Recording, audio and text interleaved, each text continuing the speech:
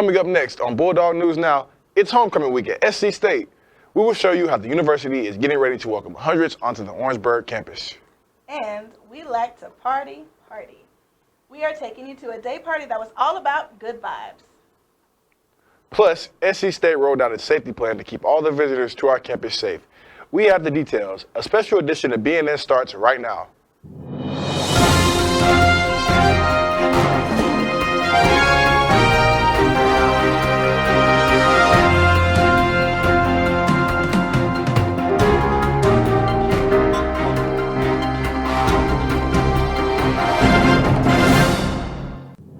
Welcome to Bulldog News Now. I'm Jared Kirksey. And I'm Kira McGowan. This is a special edition. It's our homecoming edition.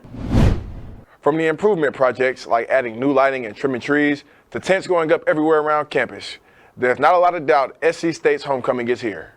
And we have news crews spread throughout campus and the Orangeburg community to bring you some of the best of homecoming 2024. We start our coverage with a church service in Orangeburg. It was College Day at St. Paul's Baptist Church on Sunday. The event was hosted by Pastor Charcy Priester and First Lady Sarah Priester. The church service began at 9:30 a.m. and followed with a praise and worship by SCSU Gospel Choir. Pastor Charcy discussed what God's house party should look like while encouraging students and the youth to be safe during homecoming. A domestic house. The domestic house in which when God looks at Adam and says it's not good for him to be alone. He says, I will create for him a helpmeet. And of course, he created. Homecoming 2024 was sponsored by the following: Pepsi, Amazon, the NFL, the South Carolina Department of Public Safety, Downtown Orangeburg Revitalization Association, Capital City, South Carolina Organ and Tissue Recovery Services, and the Alpha Lambda Alumni Association of Kappa Alpha Psi. Homecoming 2024 continued with a collaboration kickoff event sponsored by the Amazon Career Pathways and the NFL on Monday in MLK. I attended the event and there was plenty to do. Monday's homecoming event was a homecoming kickoff sponsored by the NFL and Amazon Web Services and MLK, with students from all HBCUs in South Carolina in attendance. The morning consisted of an all-female panelist group from the NFL's Communications Department, including the NFL's Director of Communications, Avis Roper, who is a graduate of SC State. Once session 1 was over, we broke for lunch, which was provided by the day's sponsors, and enjoyed a selection from the bands.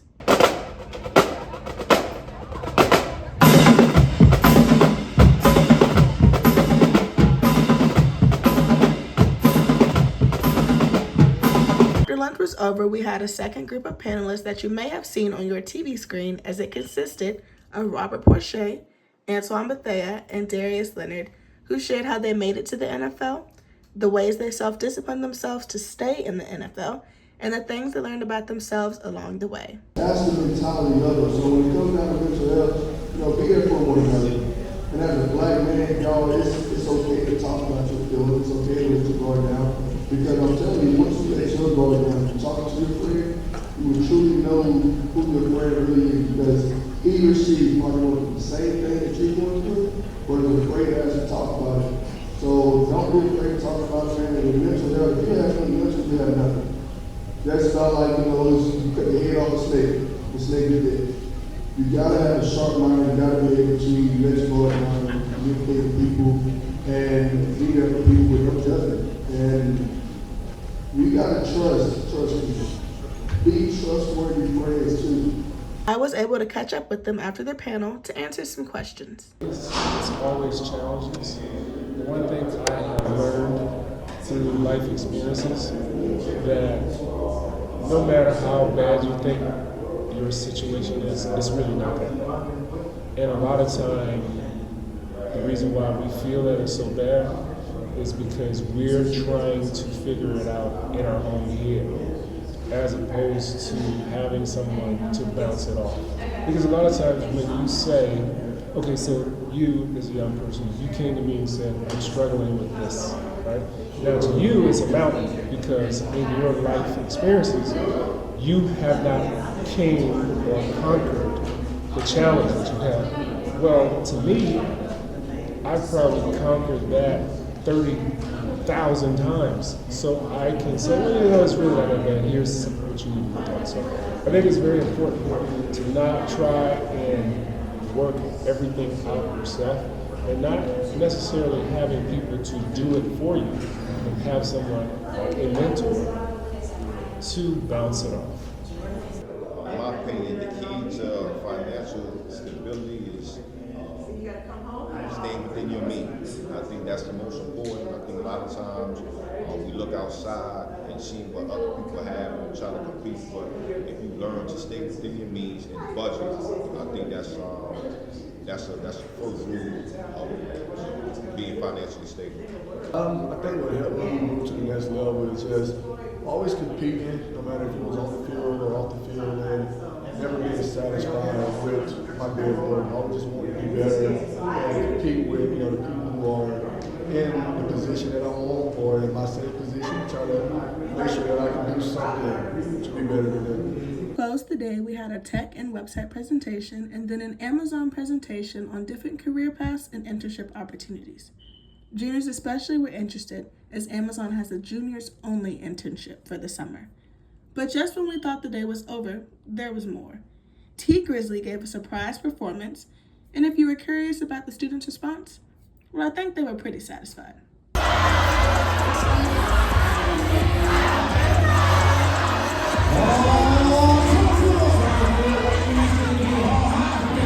So during the homecoming kickoff event, students and others were given the 101 Points of Pride booklet. In the nicely produced book, you will find 101 facts about the university, including milestones, well-known alumni, and major accomplishments. Did you know SC State offers master classes featuring Hollywood insiders to expose students to career pathways into the entertainment industry? I didn't, but that's actually really cool. Tuesday was all about good food, music, and good fellowship. Students gathered on the campus lawn for a homecoming day party. BNN's Faith Davis takes us there. Good afternoon, guys. You're here with Faith Davis on the campus of South Carolina State University. Today is the 2024 Homecoming Day Party. Come with me to get more insight.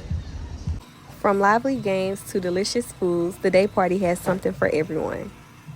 One of the highlights of this year's Homecoming Day Party is the vibrant array of student entrepreneurs. Here's Jasmine showcasing her unique brand. Hey y'all, it's Jazzy.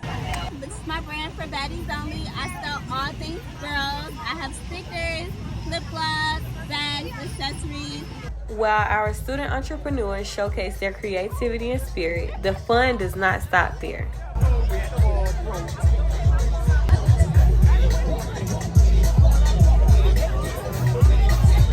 Among the participants today, Troy Moore, the 11th Mr. SCSU, who plays a key role in representing our school. Here's what he had to say. I feel like everyone is representing school spirit very much so well because they're out here, they're networking with each other, they're pouring into each other. Troy highlighted how students are expressing their school spirit. It's all about collaboration and community. So they're buying each other's products and they're wearing it and they're actually marketing for each other. Let's take a look at some of the amazing moments from our sororities and cheerleaders as they dance and have fun, bringing energy and excitement to the day party.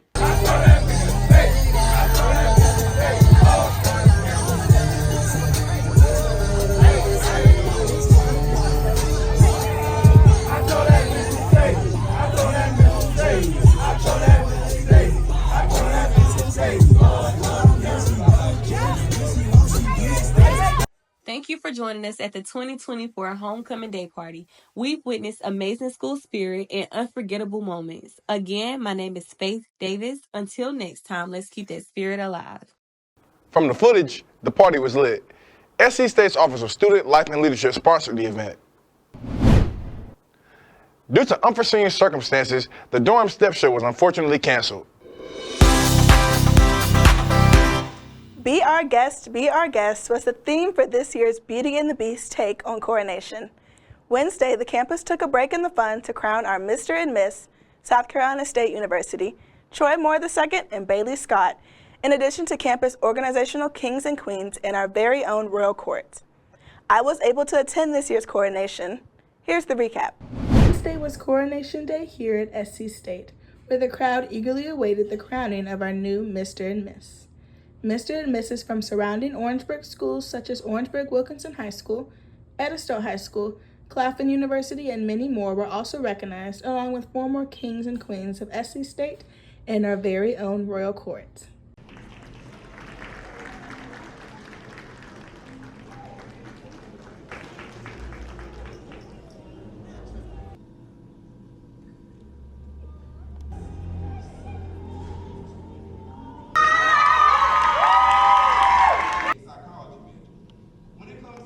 #1 supporter, also to make you proud. I love you so. The previous Miss and Mr. SC State, Carrington McClurkland and Delana Whitfield respectively, took their final walk ahead of passing on the crown. And now, introducing your 11th Mr. SC State, Troy Moore II, and your 88th Miss SC State, Bailey Scott.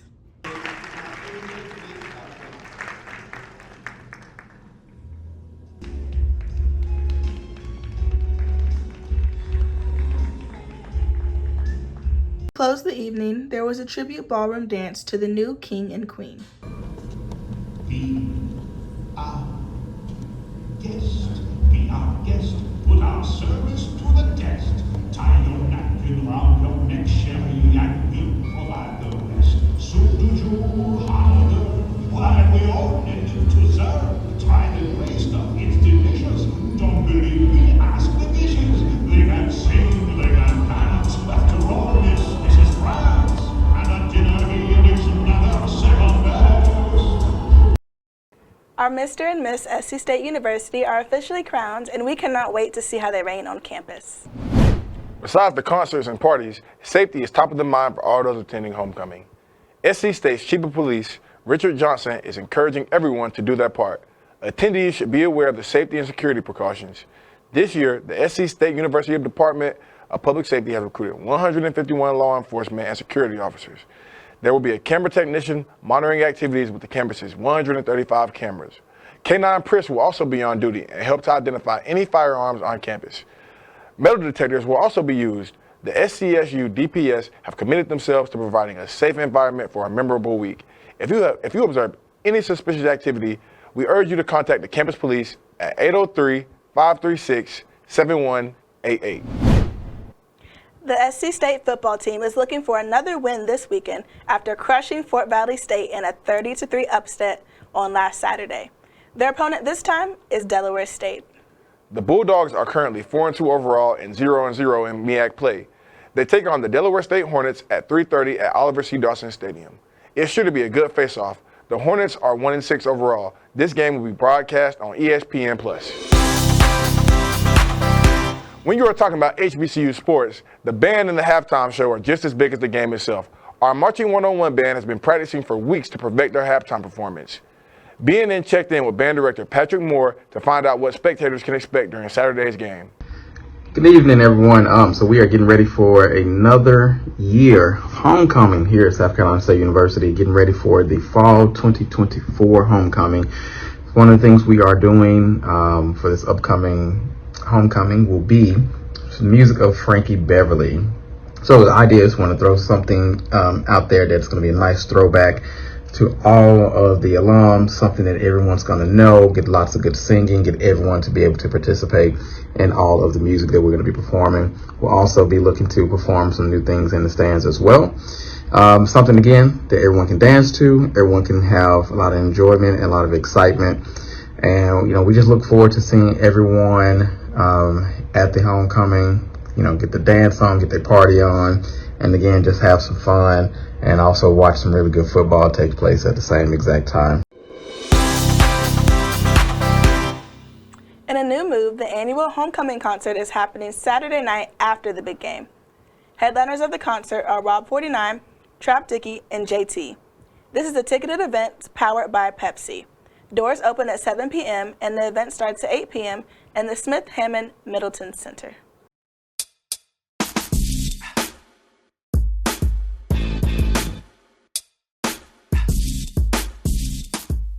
I'm Essence Adams with your Underground Report.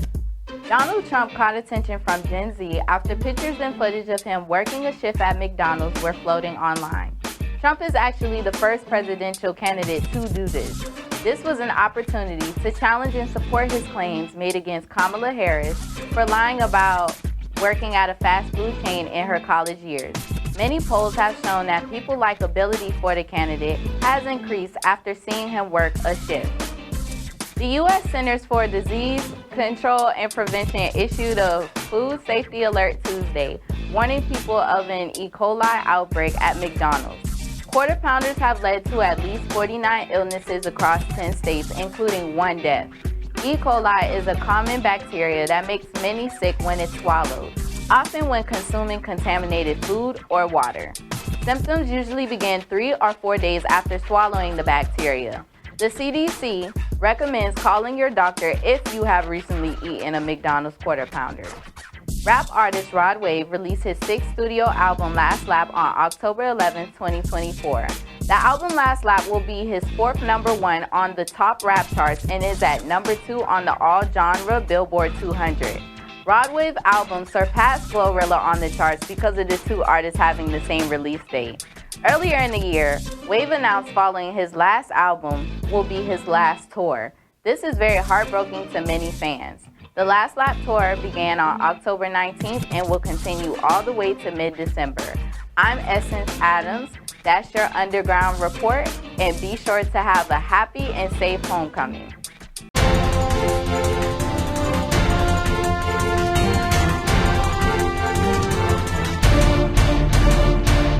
Welcome to Bulldog News Now. This is BNN Sports Extra. I'm Justin Gamble. Today we are getting to know SC State quarterback Ryan Stubblefield. Ryan is a senior from Houston, Texas. Thanks for joining us today, Ryan. How y'all doing? Good. Thank y'all for having me. You know, excited to come in here and get this interview done today. That's good. I'm thinking good for having you too, man.